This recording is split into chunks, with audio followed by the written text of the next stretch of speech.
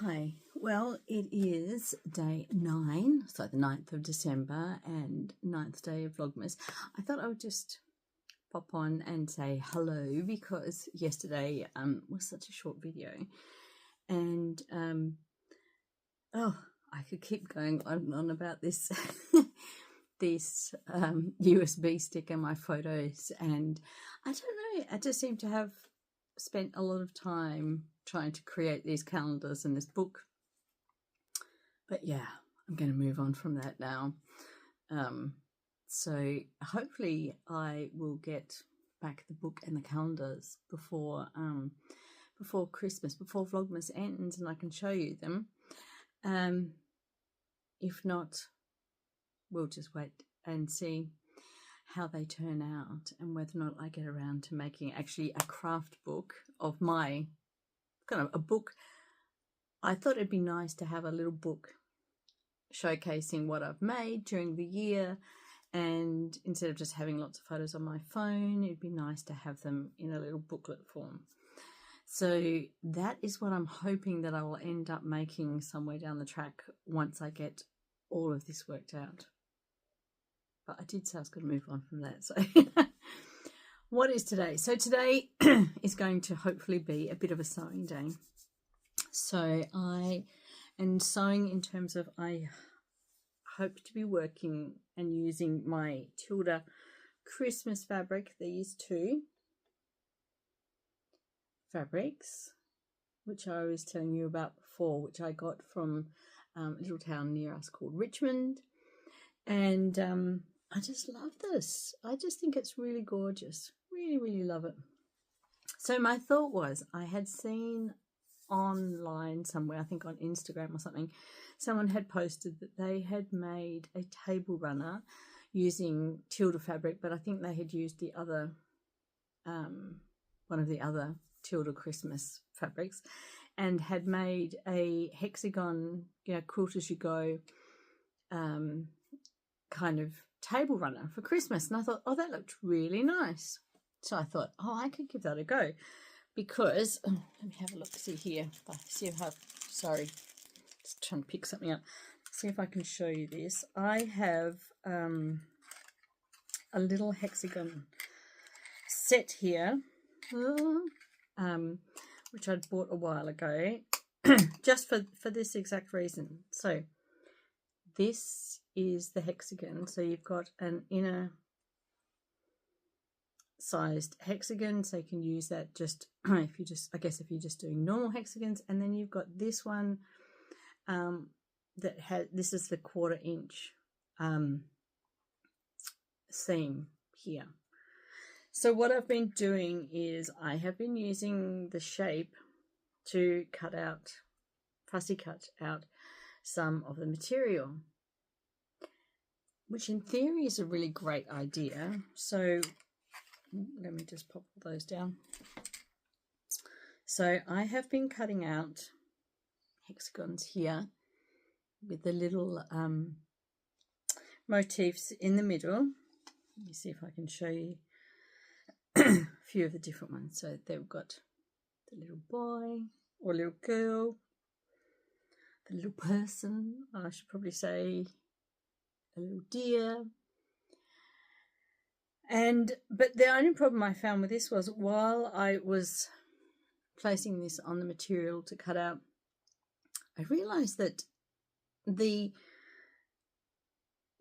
was going to say, I don't know if the material, whether the fabric, the prints on this were evenly spaced. I mean, one presumes that they are, but the problem, where is my little shape? So the problem was that this is the shape. So this is the size that I had. So this size, if you can kind of see, it kind of covers like the design, but not quite. I didn't have quite the right size template to fit the actual design. So, and then that meant that they weren't evenly spaced, as you can kind of see between the top and the bottom here.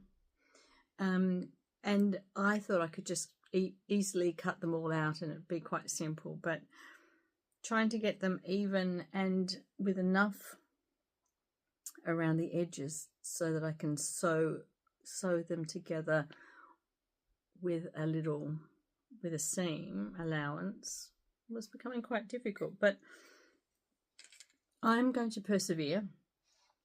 And it doesn't matter if, of course, some of them are not going to be centered perfectly, but they are they're just for a table runner. So and that's what I bought the material for, was to use it for this. So I still have, well, I have quite a few here that I've cut up, so I'm not quite sure how many here, but I've got quite a few there. And then I also still have this red one to cut up as well, so I will cut that up as well.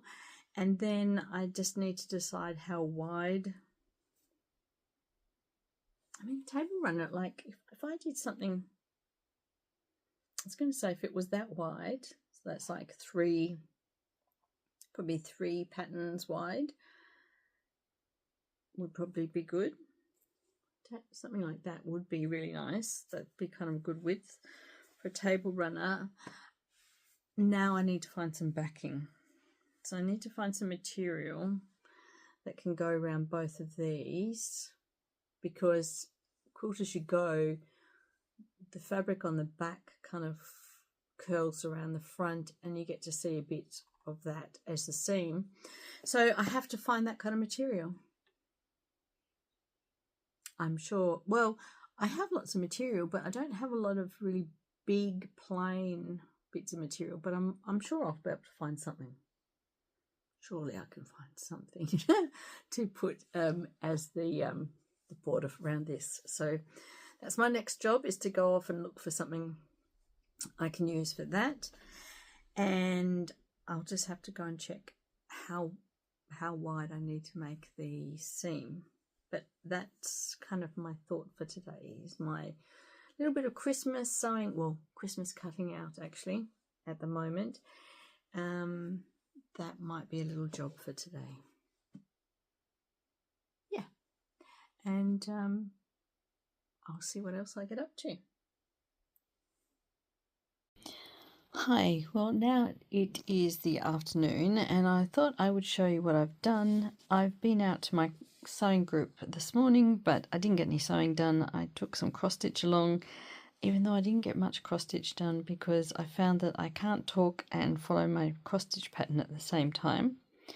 So now that I'm home, I found this material to use for the backing of my Christmas hexagon runner.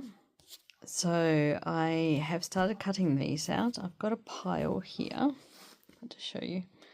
Don't know how many there are, but I've got a pile there of those.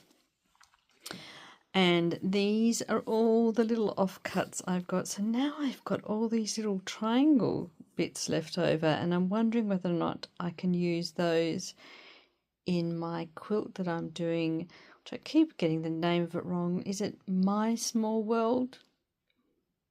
Something like that. Anyway, I will talk about that later in a big video, but just thought I'd show you what I've been up to. So this took me a little while to work it out. So what happened was, let me just see if I can just show you here. So here is one of my, this is going to be one of the little pieces. Let me just get that. There we go. So here is one of the little pieces that's going to go in the center. So I used this kind of shape from my little set as the template for that. Then I found, hold on. Let's just see if I can make a bit more room here. There we go. So I had that template. Then I found that if I added this template on top of it, it's a bit hard to show you, but that actually adds, I think, so this is a 1/4 inch. This is a 1/4 inch width here, and that actually added half an inch to it ends up being half an inch bigger than this central piece, which kind of means how can I show you, which means that my backing piece here, whoops, this is a bit hard to do this one-handed, so this will go in here. I'm going to put some batting kind of in between it, and then there will be enough here for me to turn this over and sew it in place. Oh, I looked at a video about Quilt As You Go today, and they had, I think, a 2-inch border, and I was looking at these ones here, and these are only a quarter inch. I'm not quite sure what the point of these ones are, unless they're just to cut out shapes that you are then going to sew together by the machine and quilt afterwards. I don't know, but I wanted to do these by hand and then quilt them as I go, and then join all those separate hexies together. I still have to cut out the red material here. I haven't cut that out yet, so I still have to cut out some of those pieces, but I thought I will make a start on the green. Now I just need to go and find some batting to go in between, and hopefully I've got some little bits and pieces left over from some previous kind of quilting projects that I can use up for that. Okay, let's go see if I can find some quilting batting to use.